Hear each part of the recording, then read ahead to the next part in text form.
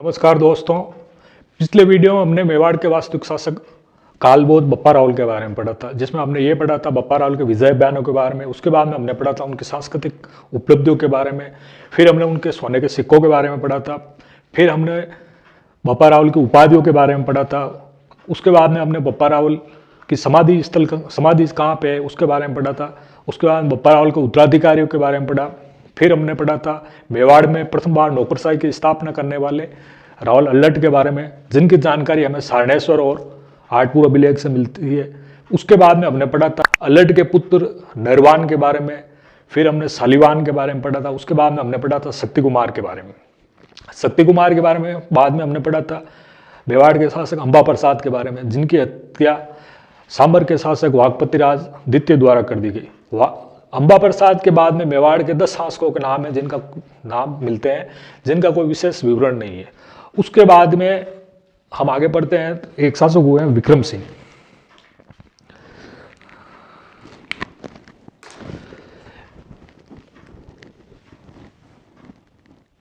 विक्रम सिंह ये मेवाड़ के शासक थे। विक्रम सिंह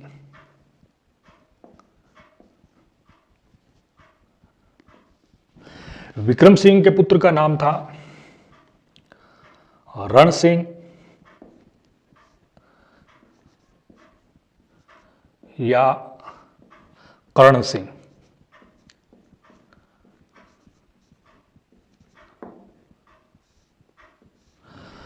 रण सिंह या कर्ण सिंह के 2 पुत्र हुए थे। एक का नाम तो था सेम सिंह,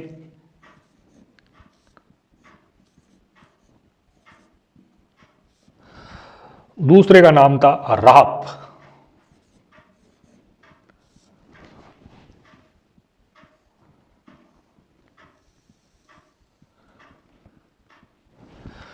तो ये बात है, घटना है 1158 की, 1158 ईस्वी की। मतलब विक्रम सिंह जो मेवाड़ के शासक थे, उनके पुत्र का नाम है रण सिंह या कर्ण सिंह। कर्ण सिंह के 2 पुत्र हुए थे। एक का नाम तो था सैम सिंह, दूसरे का नाम था राप। सैम सिंह या कहीं कहीं खेम सिंह भी लिखा हुआ मिलता है। तो यहां से 2 शाखाएं बनती है मेवाड़ के अंदर। जो सैम सिंह की शाखा है वो तो रावल शाखा कहलाती है, जो चित्तौड़ के शासक बनते हैं। राप की जो शाखा है वो राणा शाखा कहलाती है, जो सिसोदा के जागीरदार होते हैं। सिसोदा राजसमंद के अंदर है। तो सैम सिंह का जो वंशज है ये चलता है रावल, ये शाखा चलती है रावल रतन सिंह तक।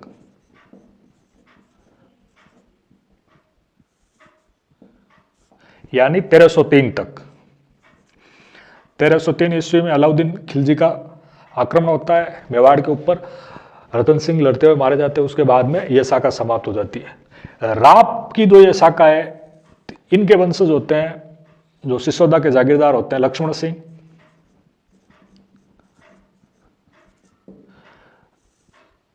लक्ष्मण सिंह जी के पुत्र का नाम हरि सिंह,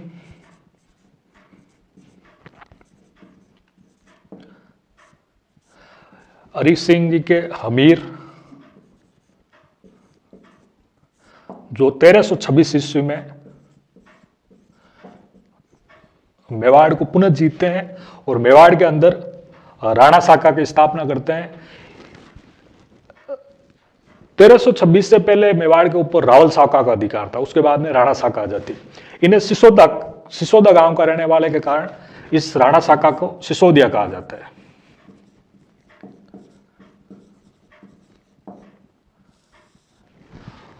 सिसोदिया भी गुहिली थे, लेकिन सिसोदा गांव से होने के कारण इन्हें सिसोदिया कहने लग गए।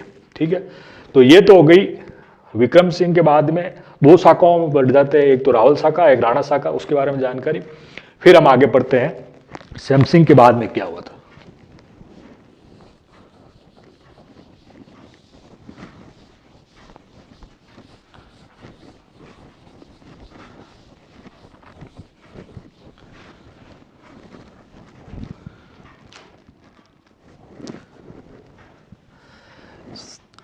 सैम सिंह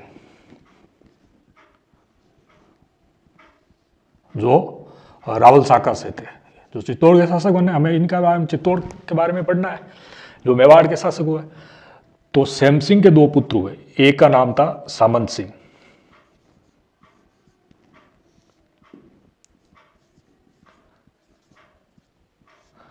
और जो छोटे थे उनका नाम था कुमार सिंह।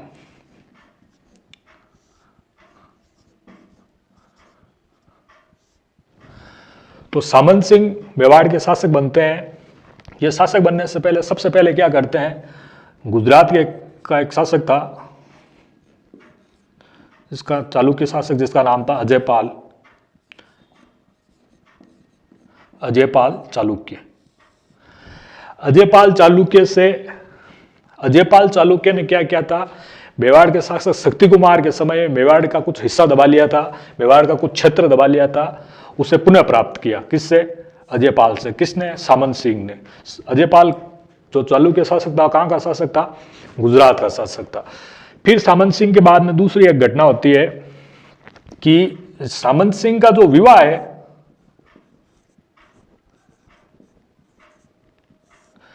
वो पृथ्वीराज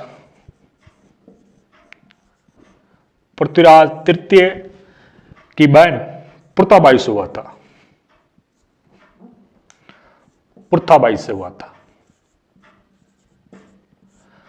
पृथ्वाबाई कौन थी? पृथ्वीराज तृतीय की बहन थी, जो अजमेर के शासक, ठीक है। और एक शासक था नाडोल का,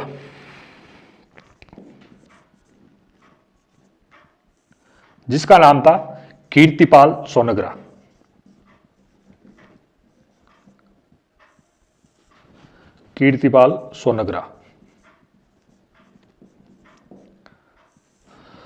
तो होता यह है कि नाडोल के शासक कीर्तिपाल सोनग्रा और पृथ्वीराज चौहान के मध्य शत्रुता होती है।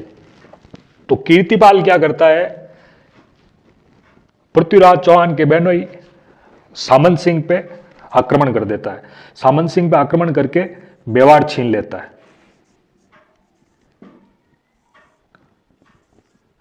मेवाड़ छीन लिया। किससे? सामंत सिंह से। किसने छीना? कीर्तिपाल ने। कीर्तिपाल सोनग्रा कहां का शासक था? नाडोल का शासक था। उसके बाद में क्या होता है कि सामंत सिंह मेवाड़ छीनने के बाद में 1178 के अंदर, 1178 ईस्वी के अंदर वागड़ चले जाते हैं। मेवाड़ छोड़ के वागड़ चले जाते हैं, और वागड़ का एक शासक होता है चोरसिमल।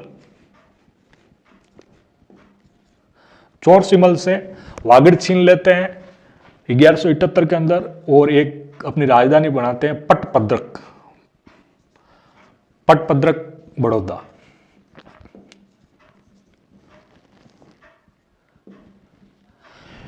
वापस एक बार समझा देता हूं। सैम सिंह जो रावल शाखा के थे, उनके दो पुत्र थे, एक का नाम था सामंत सिंह, दूसरे का नाम था कुमार सिंह। सामंत सिंह जो शासक बनते हैं तो सबसे पहले क्या करते हैं कि गुजरात के चालुक्य शासक अजयपाल चालुक्य से मेवाड़ के वो क्षेत्र वापस पुनः लेते हैं जो मेवाड़ के शासक शक्ति कुमार के समय अजयपाल चालुक्य ने दबा लिए थे। उसके बाद में क्या होता है कि सामंत सिंह का जो विवाह होता है वो पृथ्वीराज तृतीय, जो अजमेर के शासक होते हैं, चौहान शासक, उनकी बहन पृथ्वाबाई से होता है। नाडोल का शासक था कीर्तिपाल चौहान और पृथ्वीराज चौहान के मध्य शत्रुता होती है। तो कीर्तिपाल चौहान क्या करता है, मेवाड़ के शासक सामंत सिंह पर आक्रमण कर देता है। क्यों?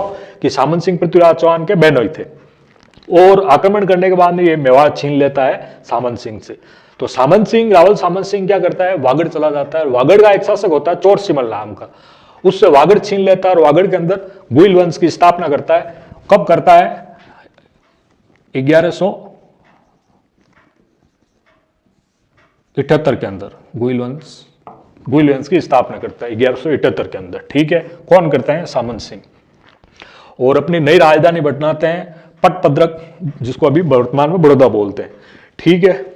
गुजरात वाला बड़ौदा नहीं, ये बड़ौदा है जो डूंगरपुर जिले के अंदर आया हुआ है, आसपुर तहसील के अंदर, ठीक है। उसके बाद में क्या होता है, चलो सामंत सिंह का तो चैप्टर खत्म हो गया। और अब कुमार सिंह, जो सामंत सिंह का छोटा भाई था, और सेम सिंह का पुत्र था। तो कुमार सिंह क्या करता है, सिसोदा का एक सामंत होता है जिसका नाम था भुवनपाल सिसोदिया।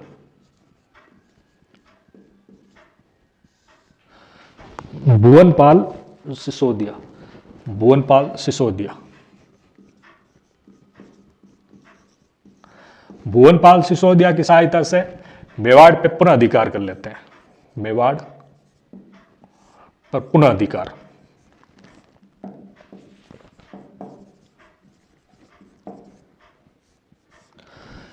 क्या होता है, सेम सिंह के छोटे पुत्र जिसका नाम कुमार सिंह, वो क्या करते हैं, सिसोदा के सामंत भुवनपाल सिसोदिया की सहायता से कीर्तिपाल चौहान से मेवाड़ पुनः जीत लेते हैं। मेवाड़ पे पुनः अधिकार हो जाता है किनका, कुमार सिंह का।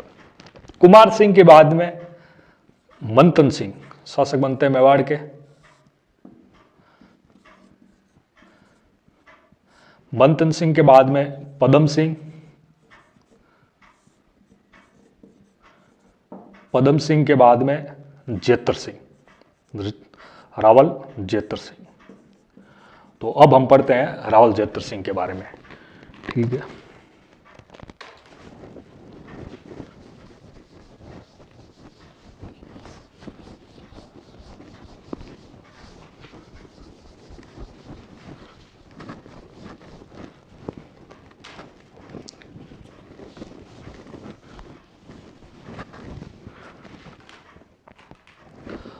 रावल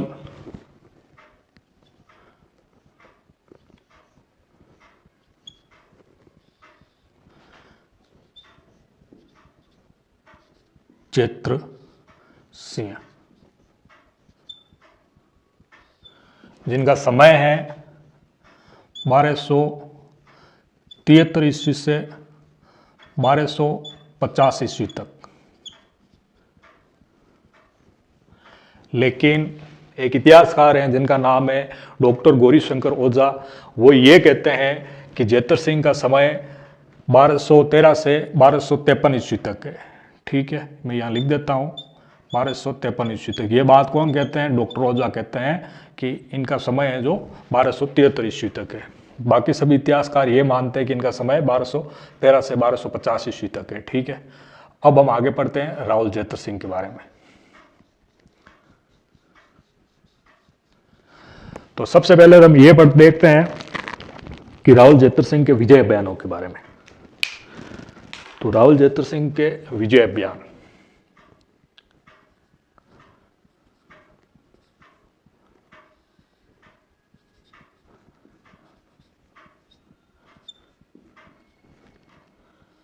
इनके समय में क्या हुआ, सबसे पहले 1213 में शासक बने थे, उसके 10 साल बाद की बात है, 1223 ईस्वी के अंदर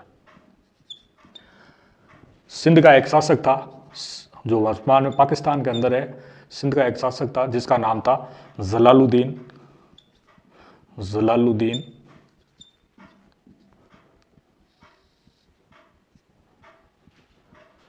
मंगबरनी।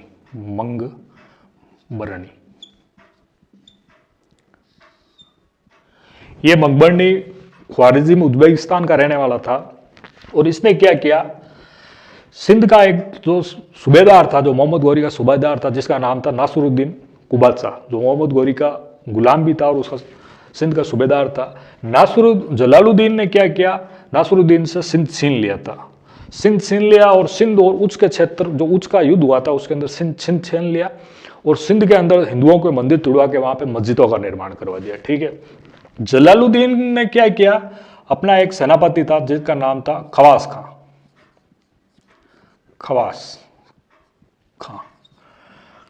खां के नेतृत्व में सेना भेजी, जो सेना अनहिल पाटन को लूटने जा रही थी,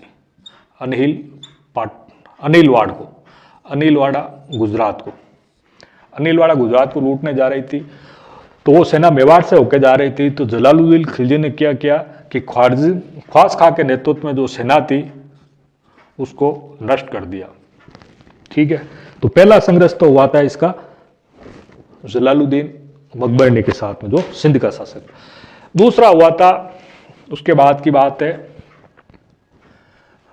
1227 के अंदर, जिसे कहते हैं भूताला का युद्ध। भूताला का युद्ध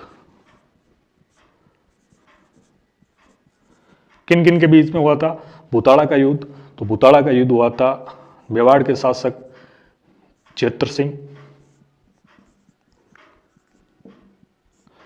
वर्सेज दिल्ली के शासक इल्तुतमिश।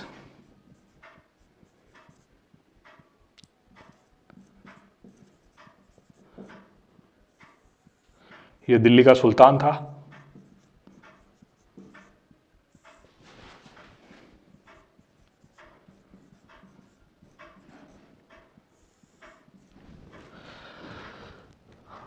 बारह सौ सत्ताईस के अंदर भूताला का युद्ध हुआ था। भूताला वर्तमान में राजसमंद जिले के अंदर है, राजस्थान में। किस किस के बीच हुआ था? तो मेवाड़ के शासक रावल जेतर सिंह और इल्तुतमिश जो दिल्ली का सुल्तान था। ठीक है, इस युद्ध के अंदर क्या हुआ? जेतर सिंह की विजय होती है, इल्तुतमिश हार जाता है, और इल्तुतमिश क्या करता है, हारने के बाद में एक जगह है जो जेतर सिंह की राजधानी थी जिसका नाम था नागदा, उसे जला देता है, उससे नष्ट कर देता है।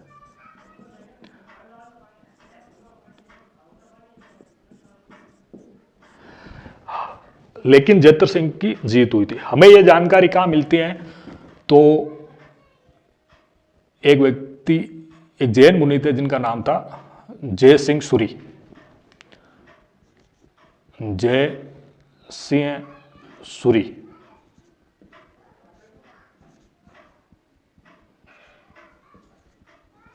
जय सिंह सूरी की एक पुस्तक है जिसका नाम है हमीर, यानी अमीर, हमीर मद मर्दन। इस पुस्तक से हमें भूताला युद्ध की जानकारी मिलती है। इस पुस्तक से हमें एक तो क्या क्या जानकारी मिलती है? एक तो हमें जानकारी मिलती है कि भूताला युद्ध की, कि भूताला युद्ध के अंदर जेतर सिंह की विजय हुई थी। दूसरी हमें जानकारी मिलती है इससे कि उस समय नागदा एक वैभवशाली नगर था और नागदा के अंदर 999 जैन 999 मंदिर थे। 999 मंदिर थे। एक बार वापस समझा देता हूं कि 1227 के अंदर क्या होता है? भूताला का युद्ध होता है। किस किस के बीच में होता है? जेतर सिंह और दिल्ली के शासक इल्तुतमिश के बीच में होता है। इस युद्ध के अंदर क्या होता है? इल्तुतमिश हार जाता है, जेतर सिंह की विजय होती है, लेकिन इल्तुतमिश की हारी हुई सेना वापस लौटते समय क्या करती है?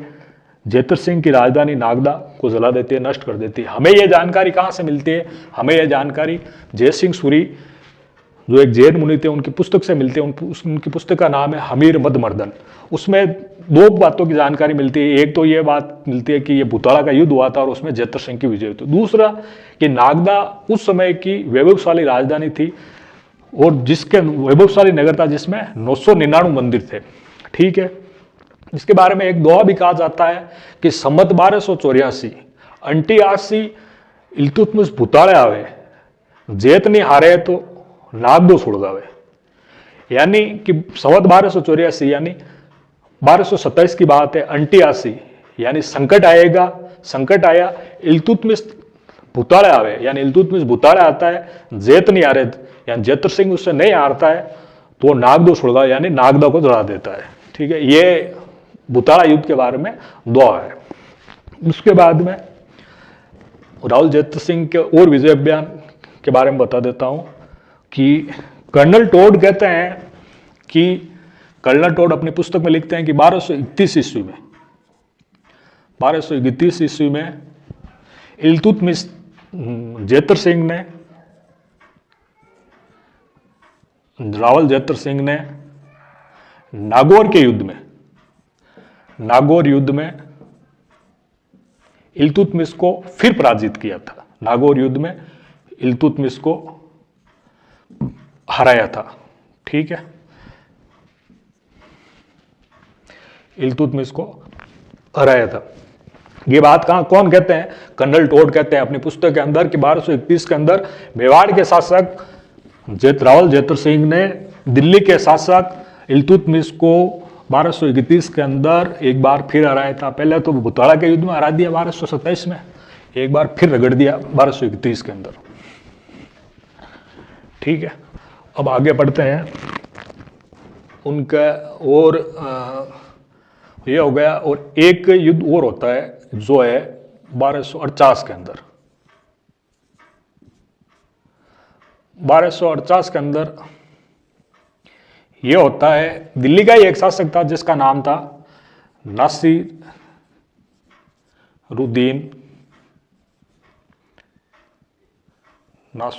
महमूद। ये दिल्ली का शासक था। युद्ध का कारण क्या था कि नासिरुद्दीन का एक छोटा भाई था जिसका नाम था जलालुद्दीन।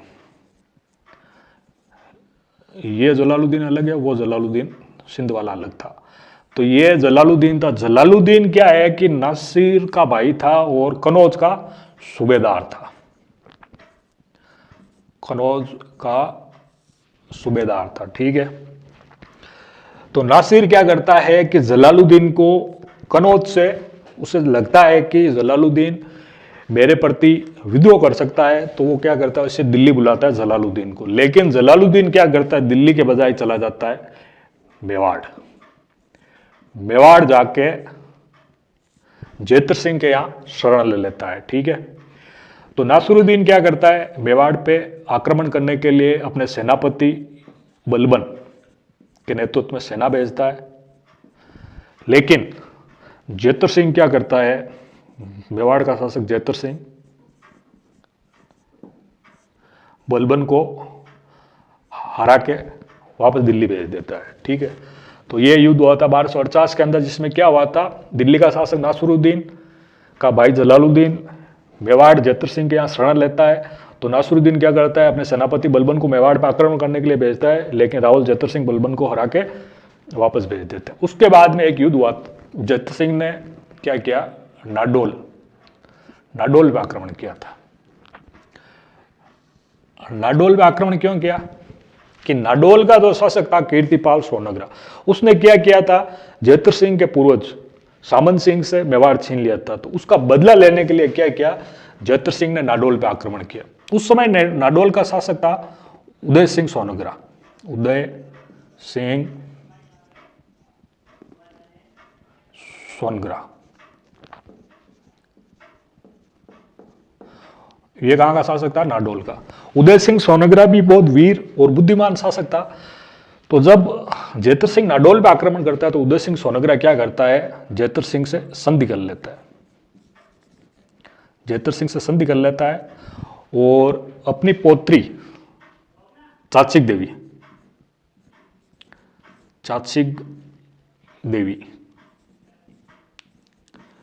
जिससे रूपा देवी भी कहा जाता है,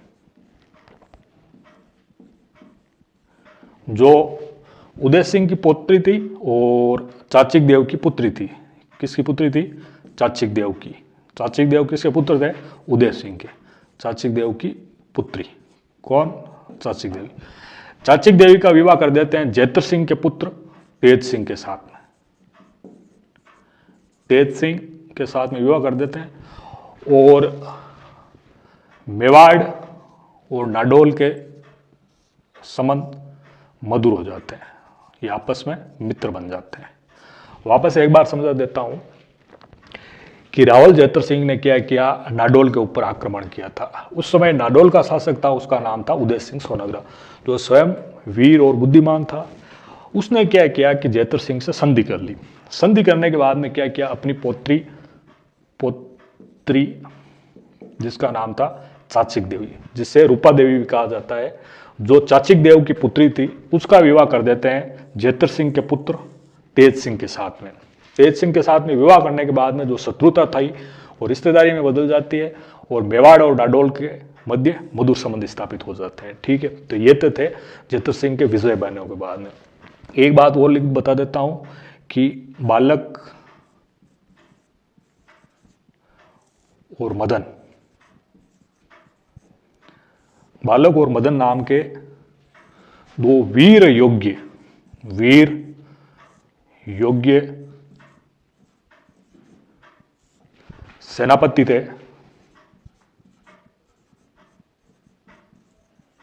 किसके? जेतर सिंह जी के, रावल जेतर सिंह के। बालक और मदन नाम के दो वीर योगी सेनापति थे, किनके? जेतर सिंह के। ठीक है, इसके बाद में जेतर सिंह के बारे में कुछ बातें और है, वो मैं आपको बता देता हूं।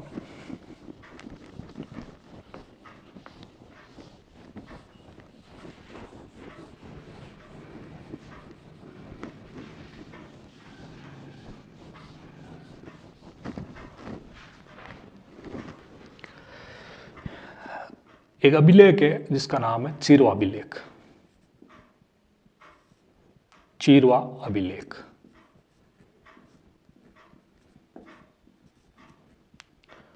जो उदयपुर के अंदर है। यह अभिलेख है 1273 ईस्वी का। ठीक है, इस अभिलेख के अंदर क्या लिखा हुआ है? इस अभिलेख के अंदर जेतर सिंह के बारे में लिखा हुआ है, एक बात तो यह लिखी हुई है कि मारवाड़,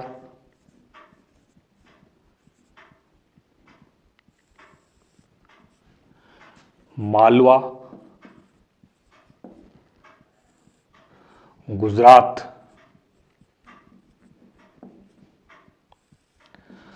दिल्ली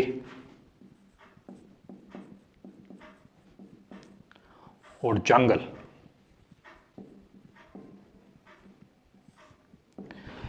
यानी 1 2 3 4 5, यानी मारवाड़, मालवा, गुजरात, दिल्ली और जंगल के शासक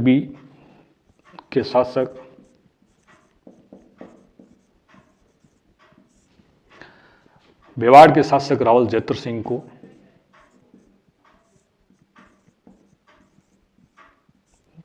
पराजित नहीं कर सके।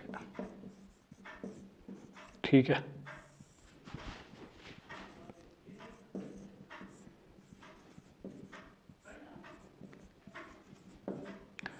एक चीरवा अभिलेख में एक बात और लिखी हुई है कि जेतर सिंह के बारे में, एक तो ये हो गया कि मारवाड़, मालवा, गुजरात, दिल्ली और जंगल के शासक भी जेतर सिंह को पराजित नहीं कर सके।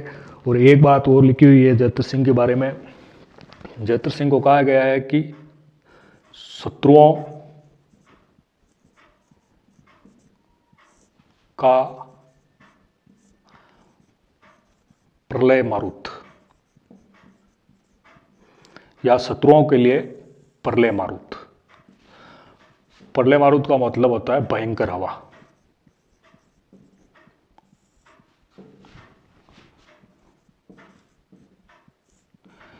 या शत्रुओं के लिए प्रलय मारुत के समान।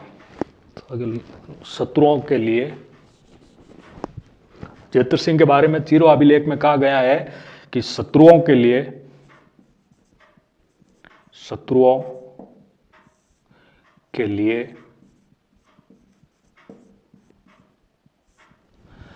प्रलय मारुत के समान। ठीक है, प्रलय मारुत का मतलब होता है भयंकर हवा। ये बात कहाँ लिखी हुई है? चीरवा अभिलेख के अंदर। किसके लिए लिखी हुई है? तो ये बात लिखी हुई है मेवाड़ के शासक रावल जेतर सिंह के बारे में।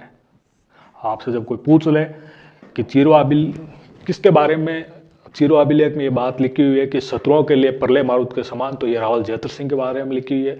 एक रावल जेतर सिंह के बारे में एक बात वो लिखी हुई है कि मारवाड़, मालवा, गुजरात, दिल्ली और जंगल के शासक भी जेतर सिंह को पराजित नहीं कर सके। ठीक है, उसके बाद में समर सिंह का एक शिलालेख है, ये यही लिख देता हूं।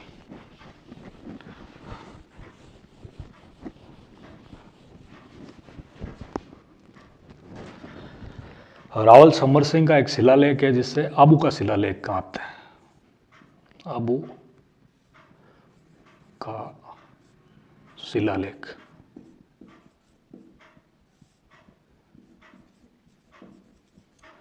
आबू का शिलालेख में रावल जेतर सिंह के बारे में लिखा गया है कि तुरुसुक का मतलब होता है तुर्क। तुरुसुक रूपी समुंदर, तुरुसुक रूपी समुंदर तुरुष्क रूपी समुद्र का पान करने वाले, पान का मतलब होता पीना, पान करने वाले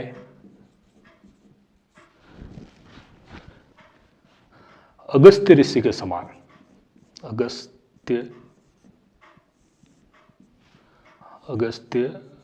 ऋषि के समान। किसके बारे में ये बात लिखी हुई है? तो ये बात लिखी हुई है रावल जेतर सिंह के बारे में। किस में लिखी हुई है ये बात? तो आबू शिलालेख में लिखी हुई है, जो रावल समर सिंह ने लिखवाया था। उसमें यह लिखवाया था जेतर सिंह के बारे में, तुरुष्क रूपी समुद्र का पान करने वाले अगस्त्य ऋषि के समान। जैसे अगस्त्य ऋषि ने समुद्र का जल पी लिया था, समुद्र का पान कर लिया था, उसी के समान तुरुष्क यानी तुर्क रूपी समुद्र का पान करने वाले अगस्त्य के समान कौन है? रावल जेतर सिंह है। किस कहाँ पे ये बात लिखी हुई है? ये बात लिखी हुई है आबू शिलालेख के अंदर। किसके बारे में लिखी हुई है? तो ये बात लिखी हुई है रावल जेतर सिंह के बारे में। उसके बाद में हम आगे पढ़ते हैं, तो और 2-4 बातें हैं रावल जेतर सिंह के बारे में। तो रावल जेतर सिंह के बारे में एक इतिहासकार हुए जिनका नाम है डॉक्टर दशरथ शर्मा। डॉक्टर दशरथ शर्मा एक बात कहते हैं रावल जेतर सिंह के बारे में कि रावल जेतर सिंह मेवाड़ के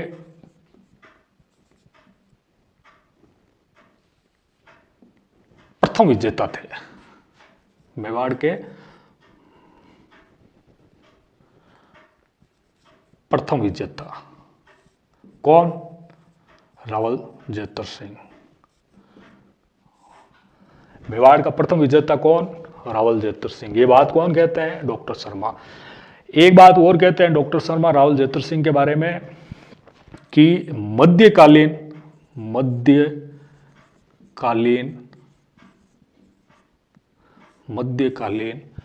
मेवाड़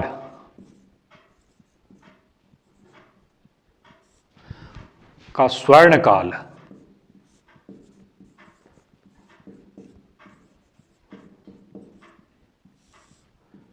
मध्यकालीन मेवाड़ का स्वर्ण काल किसके समय? रावल जेतर सिंह के बारे में। ये बात कौन कहते हैं? डॉक्टर दशरथ शर्मा। 2 बातें कहते हैं। पहली बात तो कहते हैं कि मेवाड़ का प्रथम विजेता कौन था? रावल जेतर सिंह। दूसरी बात यह कहते हैं कि मध्यकालीन मेवाड़ का स्वर्ण काल था। किसका काल? रावल जेतर सिंह का काल। ठीक है। एक इतिहासकार और हुए हैं जिनका नाम है डॉक्टर गौरीशंकर हीराचंद ओझा। वो अपनी पुस्तक उदयपुर राज्य का इतिहास, उसके अंदर ये लिखते हैं जेतर सिंह के बारे में, कहते हैं रण रसिक। रण का मतलब होता है युद्ध, रसिक का मतलब होता है प्रेम करने वाला, यानी युद्धों से प्रेम। जो एक बात और कहते हैं कि दिल्ली का जो सल्तनत काल था, दिल्ली या सल्तनत काल में मेवाड़ का शक्तिशाली शासक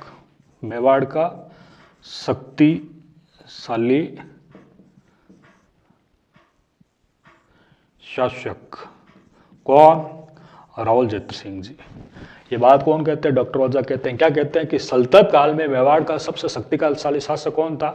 तो वो ये रावल जेतर सिंह थे। ये बात कौन कहते हैं? तो ये बात कहते हैं डॉक्टर गौरीशंकर हीराचंद ओझा। ठीक है, ये तो हो गई जेतर सिंह के बारे में। जेतर सिंह के बारे में एक बात और कही जाती है कि मेवाड़ में 9 शक्ति का संचारक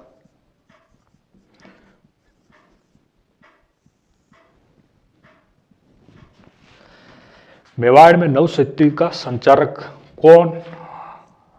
रावल जेतर सिंह।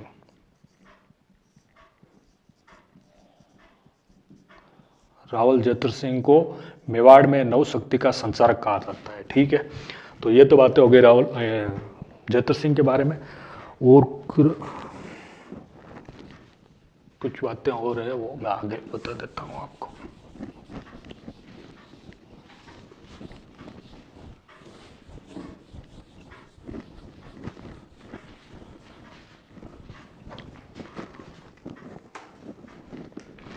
जेतर सिंह के समय में एक जगह थी आड़, आहड़।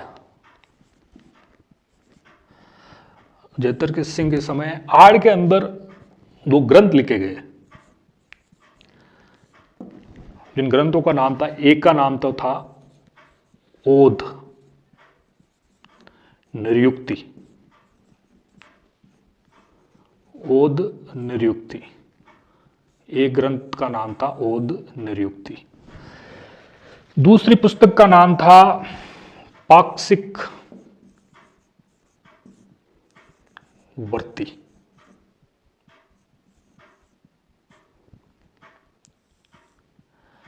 एक पुस्तक का नाम ओध निर्युक्ति, दूसरी पुस्तक का नाम पाक्षिक वर्ती।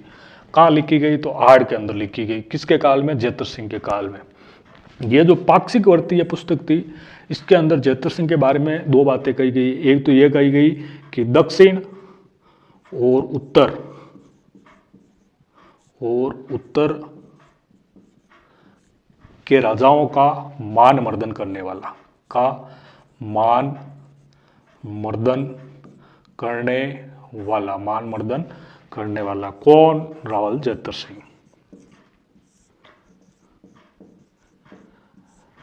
तो ये एक जो पुस्तक है, दो पुस्तकें लिखी गई थी। एक का नाम तो था ओध नियुक्ति, दूसरी पुस्तक का नाम था पाक्षिक वर्ती, जिसके अंदर पाक्षिक वर्ती जो पुस्तक है उसमें दक्षिण और उत्तर के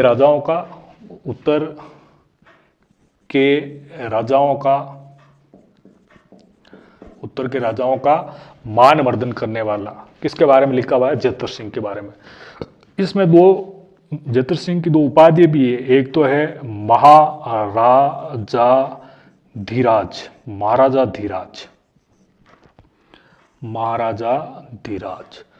दूसरी जेतर सिंह की उपाधि है महाराज कुल।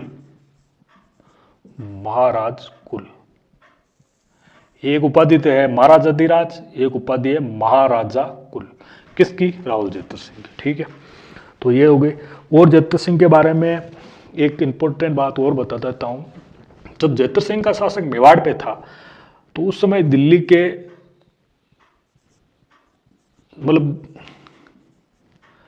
यानी कि जेतर सिंह ने दिल्ली के 6 सुल्तानों का शासक देखा। कौन कौन से सुल्तान? एक तो हो गए पहले, सबसे पहले इल्तुतमिश, जिनको इन्होंने 2 बार हराया था।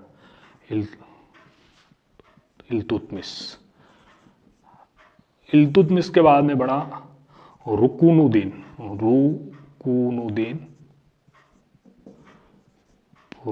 फिरोज या रुकुनुद्दीन फिरोज शाह। फिरोज के बाद में बनी रजिया के बाद में बना बहराम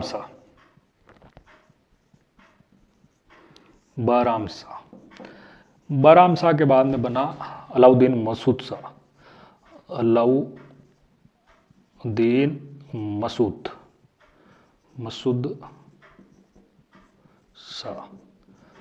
अलाउद्दीन मसूद शाह के बाद में बना नासिरुद्दीन महमूद, जिसे 2 बार हराया था, नासिरुद्दीन महमूद। यानी रावल जेतर सिंह जब मेवाड़ के शासक थे, उस समय दिल्ली के अंदर 6 सुल्तान बने। यानी कि जेतर सिंह ने दिल्ली के 6 सुल्तानों का शासन देखा। कौन कौन सा? एक तो इल्तुतमिश, दूसरे का नाम था रुकुनुद्दीन फिरोज, तीसरे का नाम रजिया, चौथे का नाम बहराम शाह, पांचवे का नाम अलाउद्दीन मसूद शाह और छठा नाम नासिरुद्दीन महमूद। ठीक है, याद रखने योग्य बात है। हम इनके बाद में आगे पढ़ लेते हैं। जेतर सिंह का हो गया चैप्टर क्लोज और आगे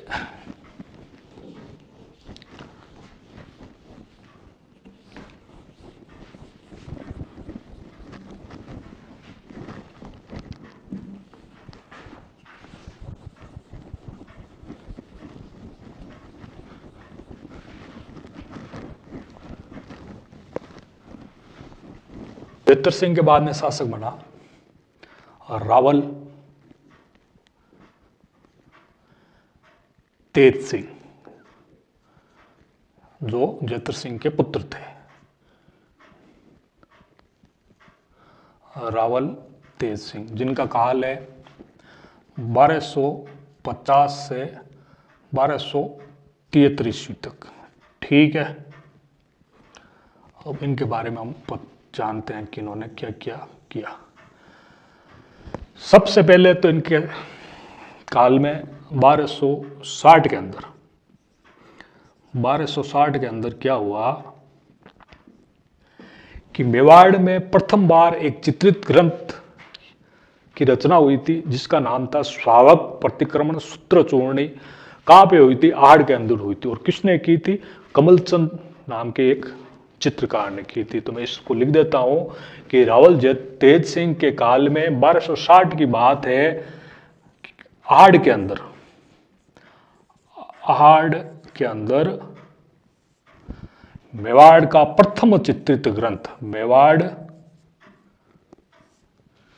का प्रथम चित्रित ग्रंथ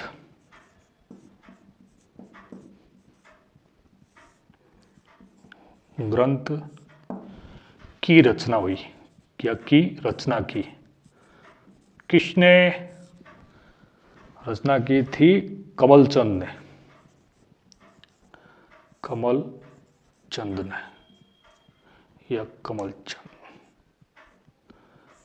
ने की थी। अच्छा, उस ग्रंथ का नाम था श्रावक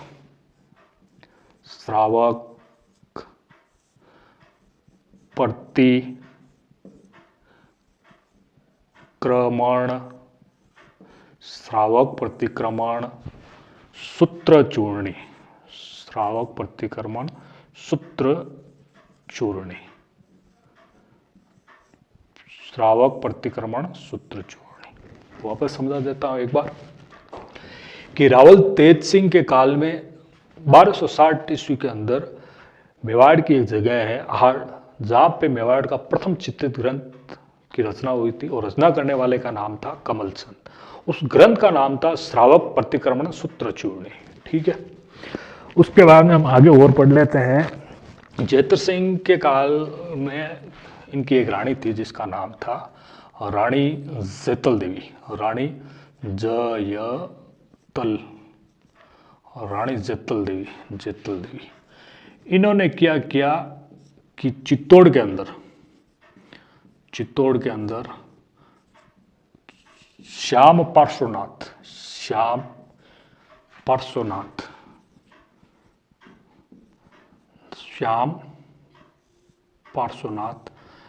जैन मंदिर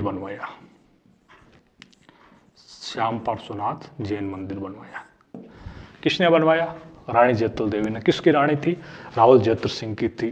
कहाँ पे बनवाया? चित्तौड़गढ़ के अंदर जैन मंदिर बनवाया जिसका नाम था श्याम पार्श्वनाथ। इनकी एक और रानी थी जो सोनगिरी नाडोल की थी, उनका नाम था रानी का चाचिक देवी, जो चाचिक देवी की पुत्री थी और उदय सिंह की पोती थी। चाचिक देवी ने क्या किया? बुड़तारा एक गांव है। कहाँ पे है? तो जालोर के अंदर है। बुड़तारा जालोर के अंदर एक बावड़ी का निर्माण करवाया। किसने?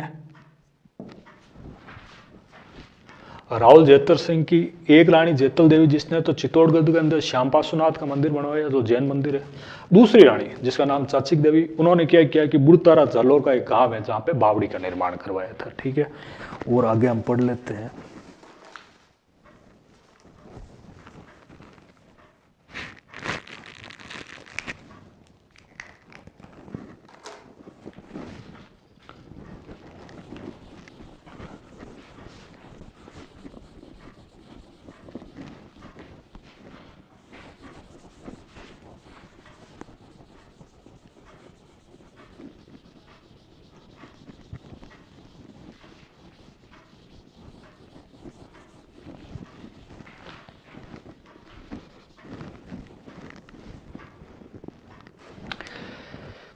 तेज सिंह की उपाधियां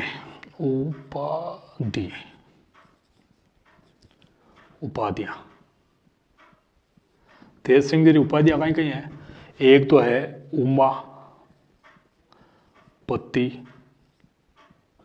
उमापति वार, एक तो उपाधि है उमापति वार लब्ध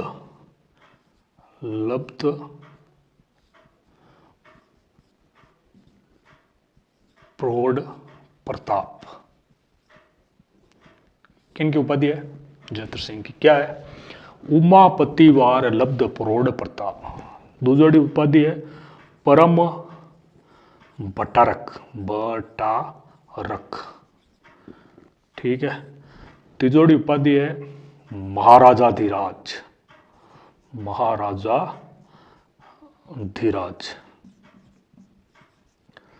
महाराजाधिराज। ठीक है। एक उपाधि और है, चलो एक तो हो गई उमापति वार लब्ध प्रौढ़ प्रताप, उसका नाम है परमेश्वर। याद आ गई, परमेश्वर। तो चार उपाधियां की एक तो है उमापति वार लब्ध प्रौढ़ प्रताप, दूसरी है परम भटारक, तीसरी है महाराधिराज, चौथी है परमेश्वर। तो इनके काल में एक युद्ध भी हुआ था। ये घटना है 1283 से 85 के मध्य की, बता देता हूँ। हुआ यूं कि दिल्ली का सुल्तान नासिरुद्दीन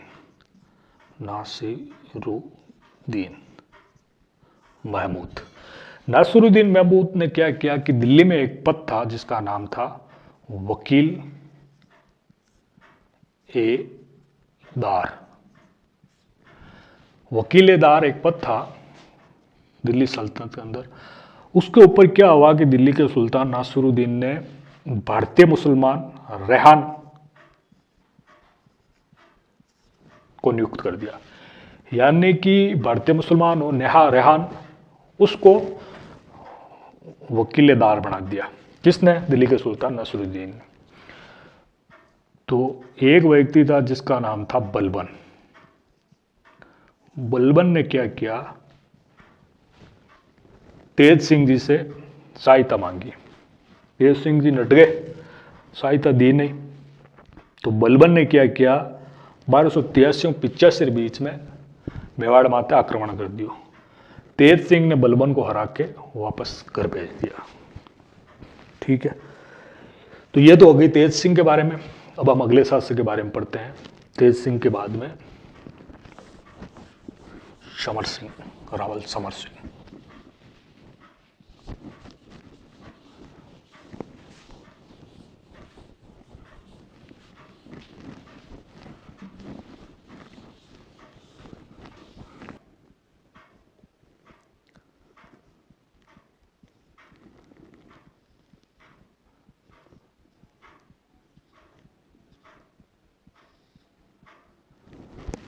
सॉरी, वो मैंने पिछली बताया था, बलबन के साथ में तेज सिंह जी का संघर्ष हुआ था 1253 के अंदर हुआ था। 1283 से 85 के बीच में तो रावल समर सिंह जी के साथ होगा।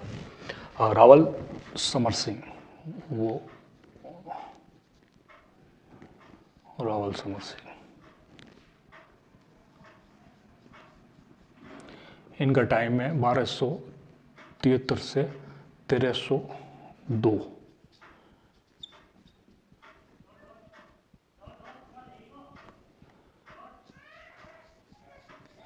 एक दो घटना हुई थी, अभी बताया था वो, कि 1283 से 85 के मध्य बलबन के साथ संघर्ष हुआ। बलबन हार के चला गया। ठीक है। बलबन के साथ संघर्ष। ठीक है। और एक है 1299 की बात है। 1299 ईस्वी में दिल्ली का सुल्तान था जिसका नाम था अलाउद्दीन खिलजी। अलाउद्दीन खिलजी। अलाउद्दीन खिलजी की सेना नुसरत खां और उलुग खां के नेतृत्व में गुजरात अभियान पे जा रही थी।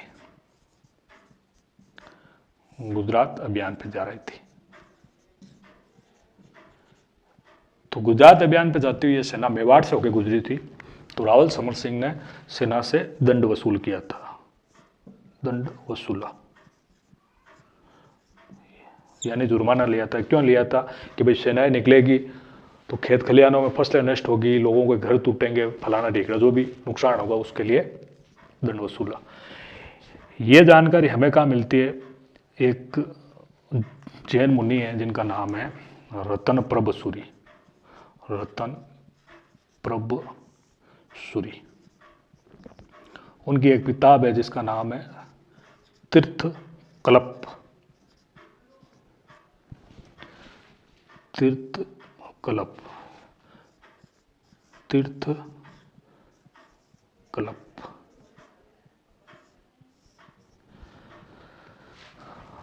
यानी 1299 के अंदर अलाउद्दीन खिलजी की सेना गुजरात अभियान पे जा रही थी नुसरत खां और उलुग खां के नेतृत्व के अंदर। तो वो सेना मेवाड़ से होकर गुजरी थी, मेवाड़ की सीमा से।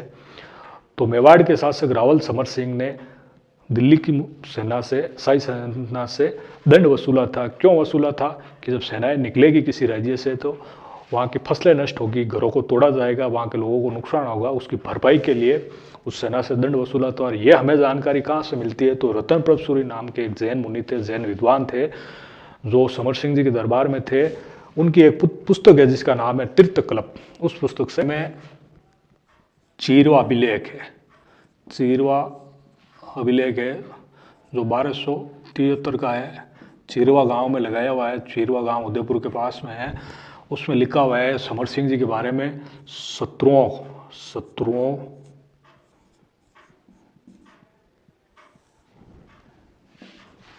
का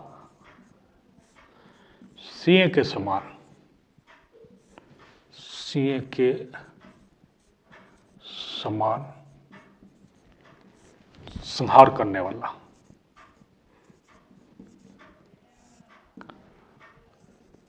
करने वाला।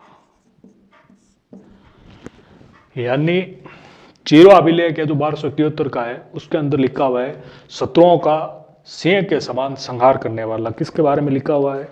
तो ये लिखा हुआ है रावल जयेंद्र सिंह के बारे में। चीरवा अभिलेख में ही इनके बारे में एक बात और लिखी हुई है कि अत्यंत सूर्य चंद्रिका, अत्यंत सूर्य चंद्रिका कीर्ति वाला, अपने हितोचित कर्म करने वाला और सद्रम यानी सत्य धर्म का ममग्री है। ये बात किसके बारे में लिखी हुई है? तो ये बात रावल समर सिंह के बारे में लिखी हुई है। ठीक है।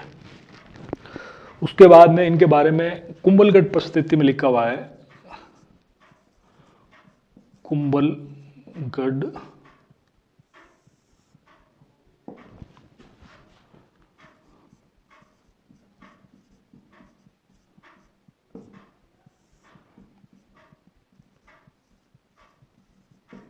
कुंभलगढ़ परिस्थिति जो 1460 की है। कुंभलगढ़ परिस्थिति में रावल समर सिंह के बारे में लिखा हुआ है कि शत्रुओं की शक्ति, शत्रुओं की शक्ति का अपहर्ता, यानी अपहरण करने वाला। कुंभलगढ़ परिस्थिति में रावल समर सिंह के बारे में लिखा हुआ है शत्रुओं की शक्ति का अपहर्ता। और आबू शिलालेख में लिखा हुआ है,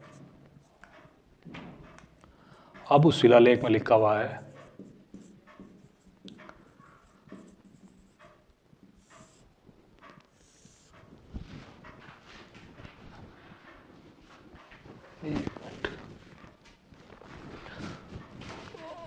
ये लिख देता हूं,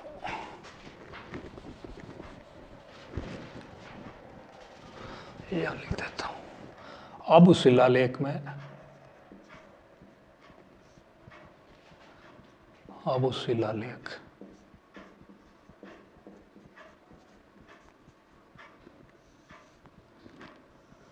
आबू शिलालेख में रावल समर सिंह के बारे में लिखा हुआ है तुर्कों से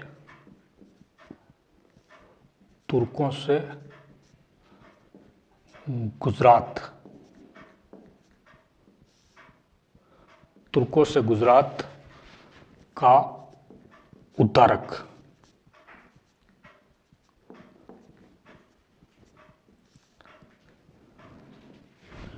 ठीक है, वापस बता देता हूँ एक बार मैं कि राहुल समर सिंह के बारे में चीरो अभिलेख में लिखा हुआ है शत्रुओं की शक्ति का सिंह के समान संहार करने वाला।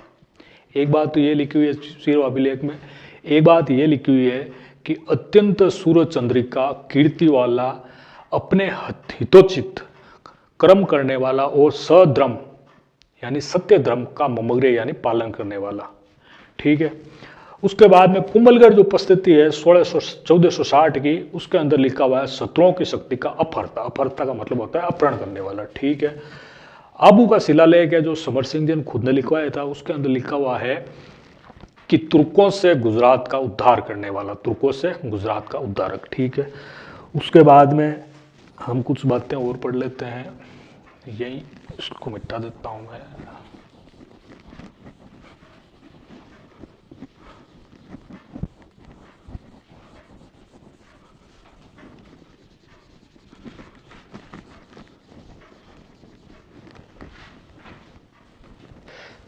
राहुल समर सिंह जी ने क्या किया कि एक जैन मुनि थे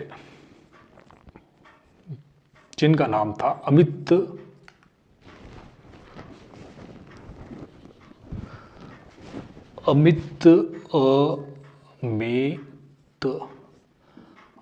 सिंह सूरी, अमित सिंह सूरी। तो अमित सिंह जी सूरी के कहने पे इन्होंने मेवाड़ के अंदर जीव हत्या पे रोक लगा दी, जीव हत्या पे रोक लगा दी, रोक लगा दी। भाई राहुल समर सिंह जी की माता थी जो जेतल देवी थी, वो जैन धर्म को मानने वाली थी, जिन्होंने श्याम पार्श्वनाथ का मंदिर बनाया था। तो उनका प्रभाव राहुल समर सिंह जी पे भी पड़ा। और एक जैन मुनि थे जिनका नाम अमित सिंह सूरी जी था, तो उनके कहने पे जेतर सिंह जी ने, इन्होंने राहुल समर सिंह ने मेवाड़ के अंदर जीव हत्या पर रोक लगा दी। ठीक है, ये बात हो गई। अब इनके बारे में कुछ और बातें बता देता हूँ कि इनके दरबार में दरबारी विद्वान में एक तो थे रतन प्रभ सूरी जी, रतन प्रभ सूरी। एक थे जिन प्रभ सूरी, जिन प्रभ सूरी जी, जिन प्रभ सूरी। एक थे जिनका नाम था पार्श्वनाथ।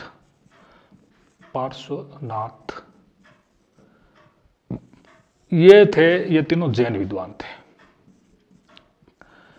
जैन विद्वान। क्या क्या नाम? एक का नाम तो है रतन प्रभ सूरी जी, दूसरे का नाम जिन प्रभ सूरी जी और तीसरे का नाम पार्श्वनाथ जी। उसके बाद में इनके दरबार में एक का नाम था वेद शर्मा। एक का नाम था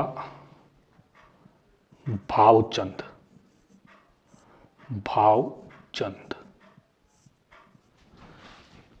एक का नाम था शुभचंद।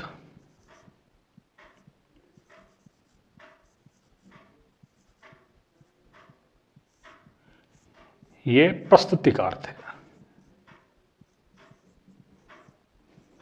किनके दरबार में? राहुल समर सिंह जी के दरबार में। प्रस्तुतिकार का मतलब लिखने वाला।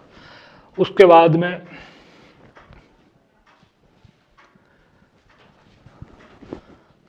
पदम सिंह,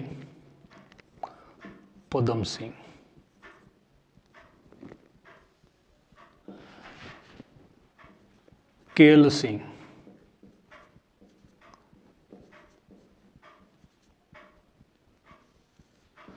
करम सिंह,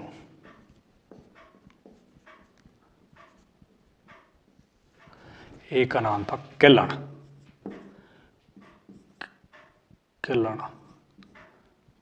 केलन सिंह। ये चार लोग इनके दरबार में शिल्पी थे। किनके दरबार में? रावल समर सिंह जी के दरबार में। तो 1302 तक इनका राजकाज चला था। उसके बाद में 1302 के बाद में आगे पढ़ेंगे हम रावल रतन सिंह के बारे में।